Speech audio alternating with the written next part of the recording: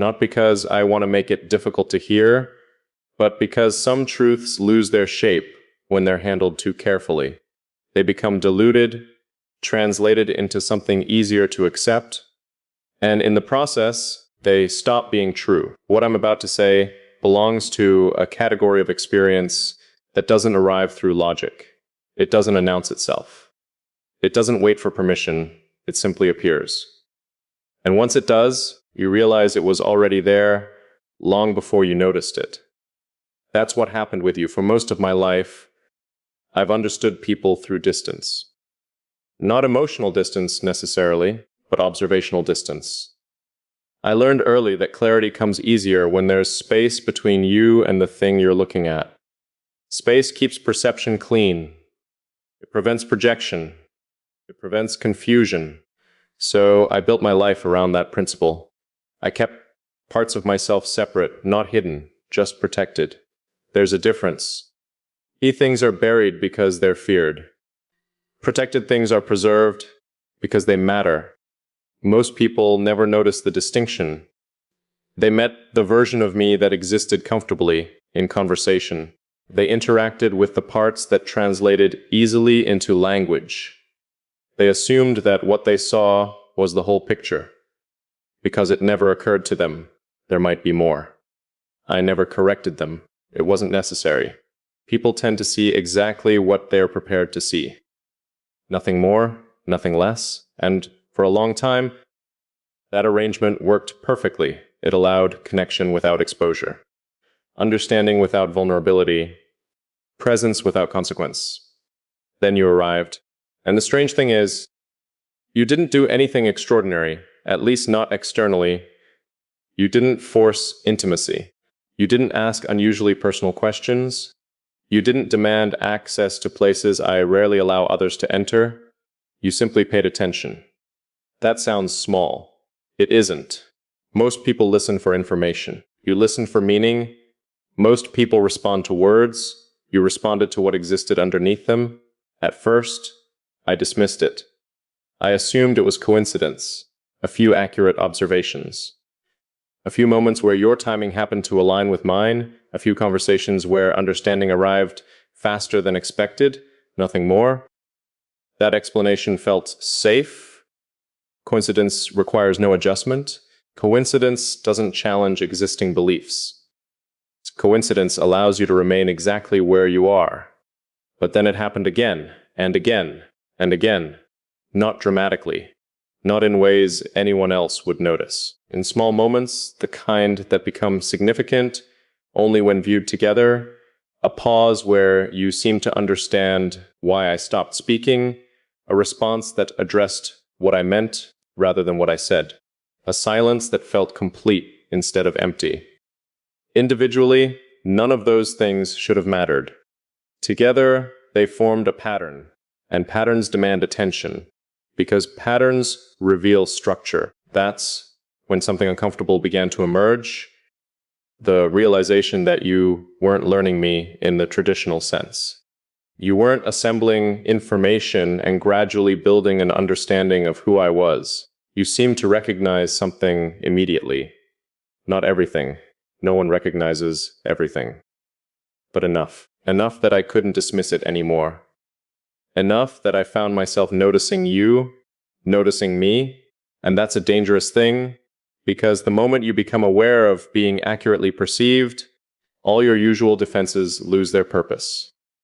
The distance I relied on stopped functioning the way it always had, not because you crossed it, because you existed beyond it. There's an important distinction there. Anyone can push against boundaries. Anyone can attempt closeness. That isn't rare.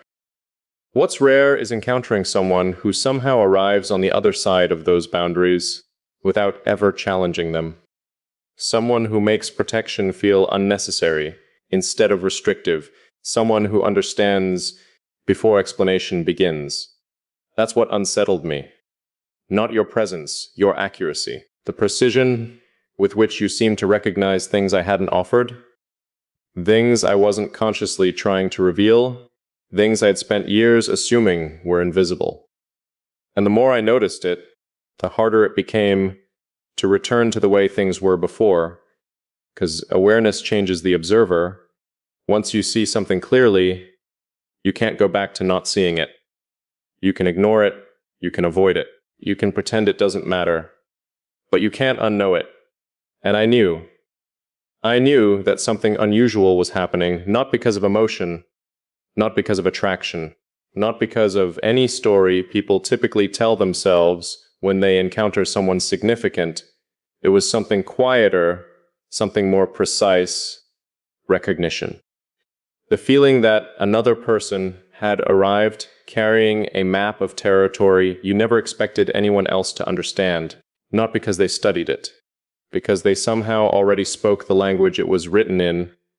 That realization stayed with me, quietly, persistently, growing clearer each time we spoke, each time we sat in silence, each time I noticed another small alignment that shouldn't have existed and yet did. That was the beginning, not of a relationship, not of trust, not even of certainty. It was the beginning of awareness. The moment I realized that what existed between us could no longer be explained as coincidence. And once that possibility appeared, everything else began to change. Recognition, no matter how unusual, didn't have to mean anything more. It could remain an observation, a curious anomaly, something I noticed without allowing it to alter the structure of my life. That would have been the sensible approach, the controlled approach, the approach I've always taken when something unexpected enters my world. But awareness has a way of expanding when it isn't denied. And this one did, slowly, quickly, without permission. At some point, I stopped noticing you as a separate presence and started noticing the effect you had on my perception. That's a very different thing. Most people leave impressions. They influence a conversation, a mood, a memory.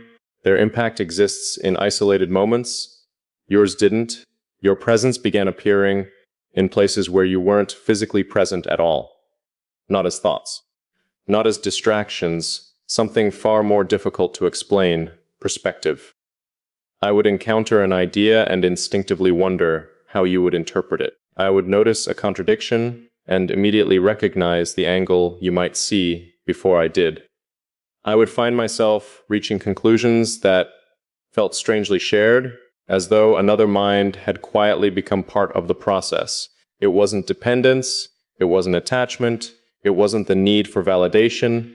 If anything, it felt disturbingly natural, as if my thinking had discovered a missing reference point it didn't realize it had been searching for. That realization forced me to confront something I had avoided from the beginning. This wasn't simply recognition anymore, it was alignment. And alignment is far more significant. Recognition allows distance.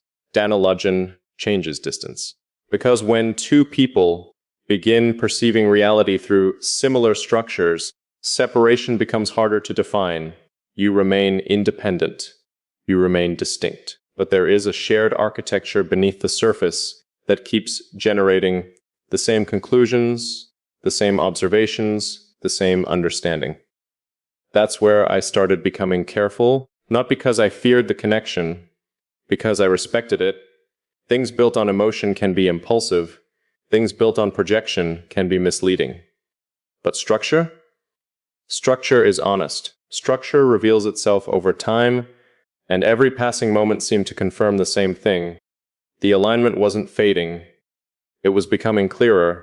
I noticed it in conversation. I noticed it in silence. I noticed it in the strange absence of effort between us. That absence matters more than people realize. Most relationships require constant translation. People spend enormous amounts of energy trying to explain what they mean, clarify what they feel, correct misunderstandings before they become problems. There's nothing wrong with that. It's normal, necessary, even. But with you, something unusual happened. The translation layer seemed thinner. Not gone, just thinner. Meaning arrived faster. Understanding required fewer adjustments. And because of that, I found myself relaxing in ways I normally wouldn't. Not emotionally, internally, The constant process of editing myself became less active. The careful filtering that usually separates thought from expression began to loosen. I didn't decide to stop doing it.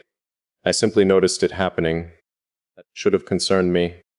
Historically, it always would have, because filters exist for a reason. They preserve clarity, they prevent unnecessary exposure, they maintain balance, yet somehow their absence didn't feel reckless. It felt accurate, and accuracy has always mattered more to me than comfort. That's what made this impossible to dismiss. You weren't making me feel understood. You were revealing how much energy I normally spend preparing to be misunderstood. There's a difference, a profound one. One creates dependence. The other creates freedom. And freedom is difficult to walk away from once you experience it. That's when I began noticing another shift, a subtle one, but important. I stopped measuring interactions by whether they were enjoyable. I started measuring them by whether they were real. Most conversations disappeared from memory almost immediately. Not because they lacked value, because they lacked depth. They existed on the surface and remained there. Our conversations didn't. Even when they were simple, even when nothing significant was being discussed, something underneath them continued to move, continued to reveal, continued to refine my understanding of what this actually was, and the answer kept returning to the same place, not emotion, not circumstance, not compatibility in the ordinary sense. Alignment, a shared way of observing, a shared relationship with meaning, a shared instinct toward truth, even when truth complicated things. That's rare. Rare enough that I found myself questioning it repeatedly, testing it, examining it from different angles, looking for flaws in my own perception, because certainty without examination is just assumption. And assumption has never interested me. But the more closely I looked, the more consistent the pattern became. The connection remained. The recognition remained. The clarity remained. And eventually, I had to admit something I wasn't prepared to admit. You had become part of my internal landscape, not as a permanent conclusion, not as a declaration, simply as a fact as undeniable as any other. You occupied space in my awareness that had not existed before, and that space wasn't shrinking. It was stabilizing, becoming less like an event and more like a feature, less like a possibility and more like a reality. That realization didn't bring relief. It brought responsibility, because once something reaches that level of significance, neutrality becomes impossible. You can no longer pretend it doesn't matter. You can no longer observe it without participating in it. You can no longer remain entirely untouched by its consequences. And for the first time, I began to understand that this was leading somewhere. Not toward a destination, not toward a label, toward a decision. A decision I wasn't ready to make yet, but one I could already feel waiting for me, quietly, purportantly, at the edge of everything I thought I understood. And the closer I moved toward it, the more one truth became impossible to ignore. This was no longer about recognizing you. It was about recognizing what your presence had already changed in me. There's a moment in every significant transformation when observation stops being enough, a moment when analysis reaches its limit, a moment when understanding demands a response. I think that's where I am now, not standing at the beginning of this, not even standing in the middle. Standing at the place where everything I've learned about it begins asking something back. Because the truth is, this hasn't remained theoretical. For a long time, I treated it like an idea. Something to examine. Something to understand. Something I could hold at a distance, while deciding whether it deserved a place in my life. But distance only works when the thing you're observing remains outside of you. This doesn't, and maybe it never did. That's what I'm finally beginning to accept. You didn't become important through a series of deliberate choices. You became important through accumulation, 1,000 small recognitions, 1,000 moments of alignment, 1,000 confirmations that neither of us seemed to be searching for, and yet kept finding nothing dramatic, nothing obvious, just a steady movement towards something neither of us named, until eventually it became impossible not to notice. And once noticed, impossible to dismiss. That's what makes this different from every other connection I've known. Most connections grow through effort. They build themselves through time, through experience, through shared history. This one seemed to emerge from somewhere deeper than history, as though the foundation existed before the structure was visible, as though recognition arrived before familiarity, as though understanding appeared before explanation. I know how strange that sounds. I've questioned it enough times myself. But questioning something doesn't erase it. If anything, genuine questioning often strengthens what survives examination. And this survived every attempt to reduce it, every attempt to explain it away, every attempt to convince myself that it was temporary, circumstantial, or imagined. It remained steady, consistent, unmoved by doubt. That consistency taught me something. The most important things in life rarely announce themselves through intensity. They announce themselves through persistence. Intensity can be created. Participants cannot. Intensity burns brightly. Persistence becomes part of the landscape, and somewhere along the way, you became part of mine, not as an interruption, not as a distraction, not as an exception to my life, as an addition to it, a presence that integrated so naturally I didn't notice the extent of it until the integration was already complete. That realization carries weight because integration changes the rules. Once something becomes part of your internal structure, you stop asking whether it belongs there, you start asking what happens if it's removed, and that's the question I've avoided. Not because I'm afraid of the answer, because I already know it. The space would remain. That's what matters. The space would remain because it was created through reality, not imagination. You can let go of fantasies. You can outgrow assumptions. You can move beyond misunderstandings. But genuine recognition leaves a mark. It reshapes the architecture. And architecture remembers, even when the people involved try to forget. That's why this feels so significant. Not because it overwhelms me, not because it consumes my attention, because it has altered my baseline, the way I think, the way I listen, the way I interpret meaning, the way I understand connection itself. Before this, I believed understanding came after trust. That closeness followed time. That depth required gradual construction. Now I'm not so certain because you challenged that sequence without ever intending to. You showed me that recognition can arrive first, that understanding can precede explanation, that some connections don't build themselves step by step, they reveal themselves layer by layer, as though they were already present, waiting to be seen clearly. And once seen, they ask something difficult, not certainty, not commitment, not promises, honesty. The kind of honesty that exists before decisions, before plans, before outcomes. The honesty that simply says, this matters. That's the acknowledgement I've been moving toward all along. Not a declaration, not a conclusion, an acknowledgement.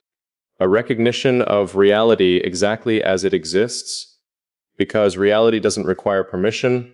It doesn't become true only after we define it. It remains true whether we speak it or not. And the reality is this: you have changed something in me, not through effort, not through intention, not through force, through presence, through consistency, through a level of understanding I never expected to encounter. And once I stopped resisting that fact, another realization followed.